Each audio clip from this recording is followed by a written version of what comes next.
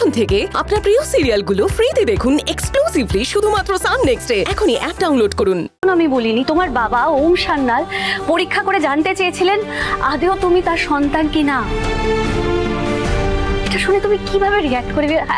আমি তোমাকে হার্ট করতে চাইনি, সেজন্য তোমাকে কিছু জানাইনি। আর তাছাড়া রবি আঙ্কেল আমাকে বারণ করেছিলেন তোমাকে কিছু জানাতে, কারণ উনিও চাননি তোমার খারাপ লাগুক। এই ভদ্রলোকের ব্যাপারে না আমি যতবার শুনছি তত অবাক হয়ে যাচ্ছে।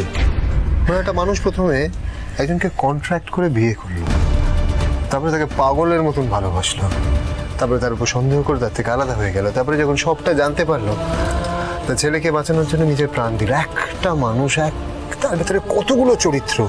লোকটার সঙ্গে একবার খালি দেখা হলে না লোকটাকে একটু বোঝার চেষ্টা করবো। দেখা হলে তুমি কি বোঝার চেষ্টা করতে শুনি? কি বোঝার চেষ্টা করতাম? বোঝার চেষ্টা করতাম যে যেই মানুষটার মতন অবিকল আমাকে দেখতে, মানে দেখতে একদম এক, কিন্তু চরিত্রে মানুষটার সঙ্গে কতটা মিল আছে সেটা জানতে চাইতাম।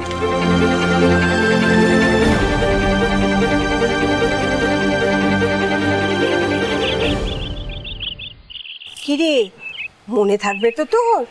ভুলেও কিন্তু রান্নায় তেল মশলা দিবি না, একদম পাতলা করে রান্না করবি।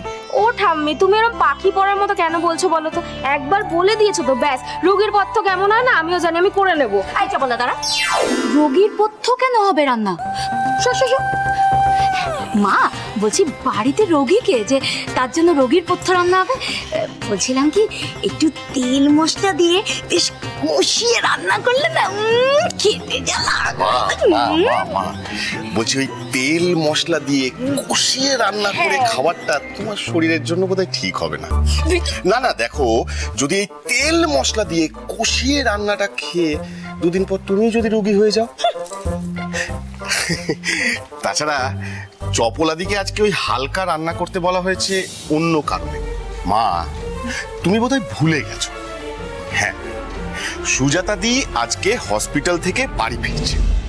তা একটা লোকের জন্য বাড়ি শুদ্ধ লোক কেন রোগীর পথ্য খাবে? এ আবার কোথাকার নিয়ম দিদুন?